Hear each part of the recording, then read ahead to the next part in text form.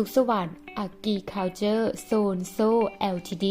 เป็นบริษัทหงสีข้าวสั้นนำตั้งอยู่นครหลวงเวียงจันทร์สปป.ลาวพวกเขามีความเชี่ยวชาญในการผลิตข้าวและผลิตภัณฑ์ข้าวที่มีคุณภาพสูงที่ตอบสนองความต้องการของลูกค้า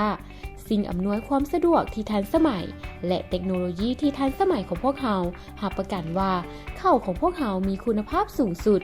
ในขณะที่ทีมงานที่มีประสบการณ์ของพวกเขาเฮ็ดเวียกอย่างบ่อิดเมื่อยเพื่อรักษาชื่อเสียงของพวกเขาเป็นผู้สนองที่เชื่อถือได้พวกเขามีความมุ่งมั่นต่อความยืนยงและการปฏิบัติด้านจรรยาบรรณและพวกเขามีความภาคภูมิใจในบทบาทของพวกเขาในการสนับสนุนชุมชนท้องถิ่นและส่งเสริมการเติบโตของด้านเศรษฐกิจวิสัยทัศน์ผลิตข้าวที่ได้คุณภาพเพื่อรับใช้ภายในและส่งออกต่างประเทศพันธกิจ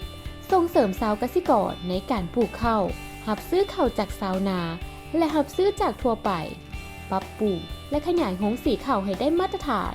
ยกระดับเพื่อแข่งขันกับสากล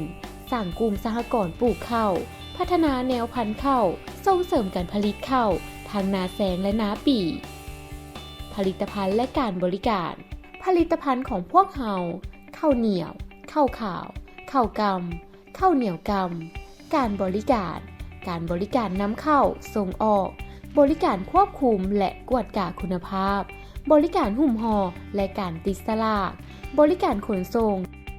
บริการวิเคราะห์และวิจัยตลาดบริการการขายบริการขายและการตลาดสนับสนุนลูกค้าและการบริการหลังการขายการเคลื่อนไหวเวียกสุงยู้สาวกสิกรในการปลูกข้าวพัฒนาการหุ้มห่อและการติดสลากเข้าร่วมบรรดาโครงการต่างๆพัฒนาพื้นฐานโครงล่างบริเวณโฮงสีเข้าร่วมการอบรมและงานสัมมนาต่างๆ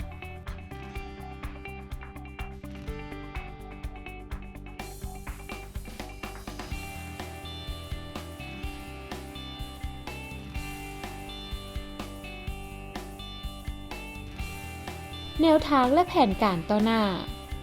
1. ความท้าทายในการเฮ็ดโรงงานข้อสะดวกอุปสรรค 2. แนวทางการพัฒนาและแผนการต่อหน้าด้านการยกสูงคุณภาพเพื่อส่งออกด้านการเพิ่มปริมาณและบุคลากรการผลิต